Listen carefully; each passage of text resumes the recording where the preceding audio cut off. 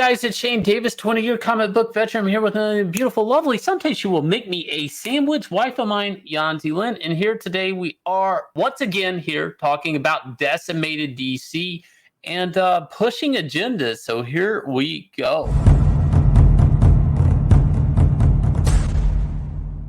So often on this channel, we have been recording and documenting the decline of the American comic book industry, which I have worked in for most of my life. And now I'm doing crowdfunded comics. And it's interesting times. Superman is gay, but not just that. DC Comics is on a roll. Now, Daniel Cherry was appointed to whatever position he is, and with Jim Lee. And he oftentimes, people saw his LinkedIn basically noted he was an activist. I think he clearly just stated, I'm an activist. These are groups I support and whatever.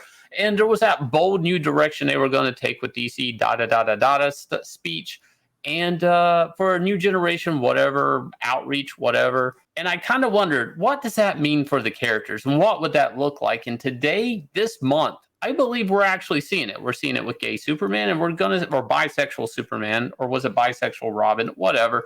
And now we are seeing it with just any character in the comic and what's happening on the page. So Yanzi, break this down for us. Don't you know the most important thing right now is not about your character, it's about who you want to bang. So Here we have Midnighter fighting a new character here, and he's talking about how, he just has to out and announce that, hey man, you are a good sparring partner. Man, if I weren't gay, I'll marry you just for the fights. And she responds, used to be you would never run into other out queers in the field. So that's a nice way of saying, oh yeah, oh hey, I'm gay too, or I'm bi, whatever is a new trendy term to be now these days. You are fighting someone, and the first thing you guys talk about is your sexuality. So, right. And I'm going to speak about this a little bit. As many comics as I've drawn in my career, this is a fight sequence that should be drawn just to be cool. You got one character throwing kicks, another character fighting back, blocking whatever the hell she's doing, and whatever. And the interesting thing is that they're talking a lot, and they're talking a lot about things that really have nothing to do with the action so much. And Midnighter, as a reader, he's gay, but is it realistic that in the heat of battle, when sparring, when fighting, when throwing round kicks to the head, it is important to let people know what you choose to do up under the sheets? And why is this important? And that's the question. You're like, well, Shane, maybe this has to do with the story. It absolutely does. Everybody knows Midnighter's gay. It's always been there in the Authority. It's cool. Nobody hates on it. But he doesn't. Every time he was in a fighting situation, when he's blowing through people, kicking their heads off, whatever, being a badass, never does he have to say, hey, I'm gay, by the way, before I annihilate you. That's not a thing. Warren Ellis never wrote that. That situation really doesn't happen. More so, we got like a Bitcoin reference.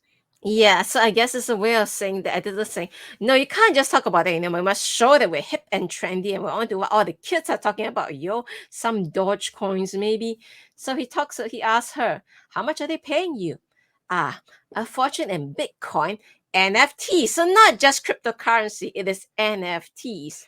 NFT, which DC Comics is actually currently trading in right now on artists that they're not paying any residuals or royalties to. By the way, I do have to point that out. DC Comics is going to start plugging NFTs in their comics quite a bit because they're making a lot of money and not paying anyone but themselves. But anyways, let's go. Yes, so we have the cringe of, okay, I'll talk about my sexuality when we're fighting.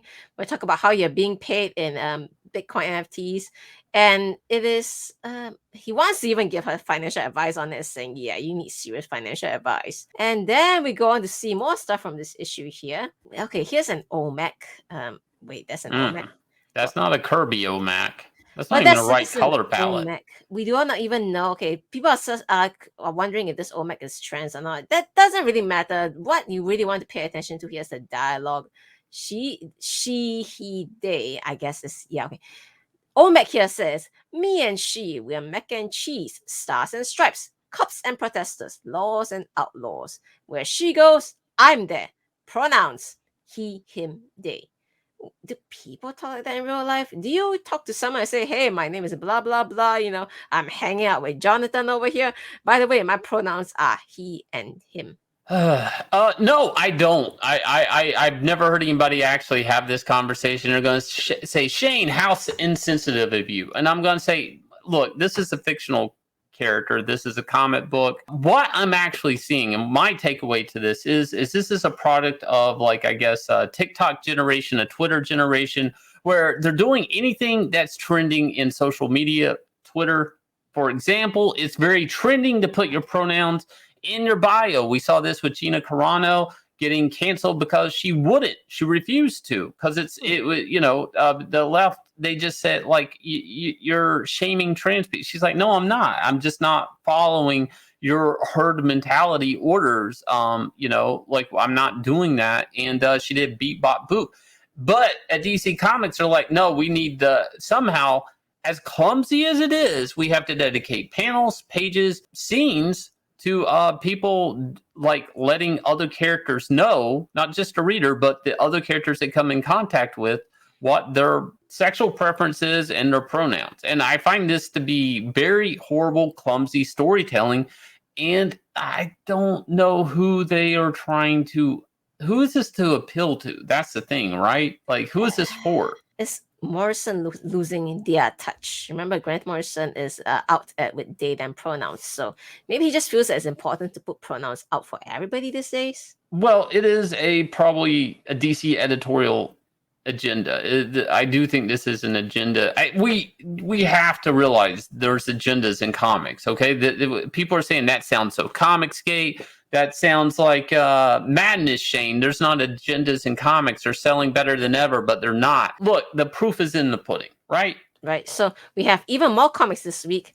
Again, pushing agendas over here, talking about you had to follow the previous storyline, but they caught someone, and now that person is being interrogated, and they explain we are all under siege by agents of the hidden agenda. Oh, look, that's the word right there, hidden agenda. The shadow government that's controlling our lives is protected by the masks, by the magistrate. Even the police can't be trusted. Blah, blah, blah, blah, blah. You're soft on masks, but you feel for a civvy who actually kills one. He doesn't deserve simply just cause he's a cute white kid. If he were a young black kid... No, it's not that. That's why it's called white privilege. The kid's old enough to buy a gun, old enough to use one, and you hurt him. Straight up anti-gov. He would have been happy to kill us as much as the masks. So so we talk about wait, I'm confused. So you talk about a kid killing cops, but you also want to talk about, because if he is black, you wouldn't get sympathy. He wouldn't get sympathy. Right. So this is a weird Antifa BLM crossover moment, I guess, in a way. Right. And I don't understand this, because I don't understand, in the sense it's not going to turn into sales or people enjoying a comic. I understand it in the sense that they're basically chasing things that are trending or topical on Twitter. But Twitter moves at a different speed, and nobody pays for Twitter, really, and unless you're being canceled on Twitter, you're paying another way. But nobody pays money and are kicking back and like, oh my God, a hard day of work, let me have some fun on Twitter. No, Twitter's kind of like a whole different thing. And for comics to try to emulate this type of hot topic thing that is on social media doesn't make any sense, because people are having to pay for this paper goods. Comics were supposed to be fun, entertaining, and adventurous, in a type of escapism. These things were supposed to be stories that are 22-page stories of action, adventure, colorful costume and characters doing things that normal people can't do, flying, shooting beams out of their eyes, stopping meteorites from destroying the earth, being bisexual, maybe, I guess. I see how this comes right back down to earth, and talking about people don't see themselves in these characters. Dean Cain, as we know, he was someone who played Superman. He's slamming DC Comics over the new Superman coming out. Here in his quotes, he says, I quote, I say they're bandwagoning. So why does he say it's bandwagoning? Robin just came out as bi. The new Captain America is gay. My daughter in Supergirl, where I play the father, was gay. So I don't think it's bold or brave or some crazy new direction. If they had done this 20 years ago, perhaps that would be bold or brave. And he goes on to talk about, if you really want to be bold and brave, you go out there and you fight for the rights of people in other countries where they actually don't even have any rights, or they can't even, they can't even reveal the fact that they are gay, because goodness gracious, they'd be thrown off buildings for that. Instead, you have Jonathan Kent Superman here fighting climate change and dating a hacktivist, whatever hacktivist is, he says. And now, what this all boils down to is, you know what? You want to be bold and brave, go out there, do some real good. Don't try and solve first world problems at this point in time and claim that you are trying to be representative of people, I guess, because guess what? Most of this world, people are still having struggles with not having clean drinking water and all this stuff. And here you are like, oh, representation for bisexuals. Yay. So important. And, it's interesting coming from DC Comics because they actually have standing characters for Superman and Batman as being gay, which they're doing now with Superboy and Robin, pretty much as bisexuals. And that was going back to what we were reviewing earlier in the stream, and that's Midnighter and Apollo. Two standing characters for Superman, and Apollo being Superman and Midnighter being Batman. They're kind of like, they do fit those molds. Why DC Comics is doing this with Superman is basically just to hit headlines, to wake people up, and to the news, I guess. I don't know. I've been trying to wrap my head around this, and there's obviously a spreadsheet at DC Comics with bullet points of things that have to be done in the comic division, and they're all super progressive. They're all super woke. They don't have anything to do with good story or action or adventure or any of these things.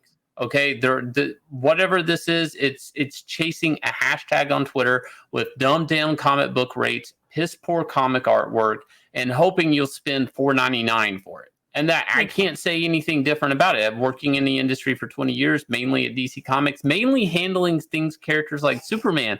I understand, and I've been privileged to these situations where they're discussing, well, how do we make these characters different, new, bold, daring, whatever. And every time they make a direction like they did with Superman or Superboy or Jonathan Kent, every time they do that, they already have a way back out of it. So any of this is all pandering. That's what this is all about.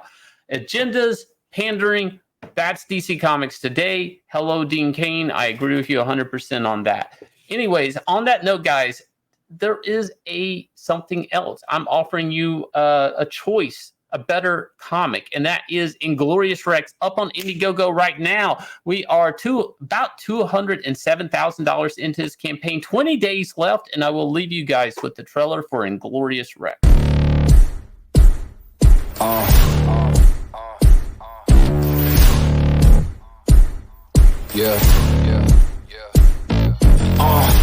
Pardon me and my tone.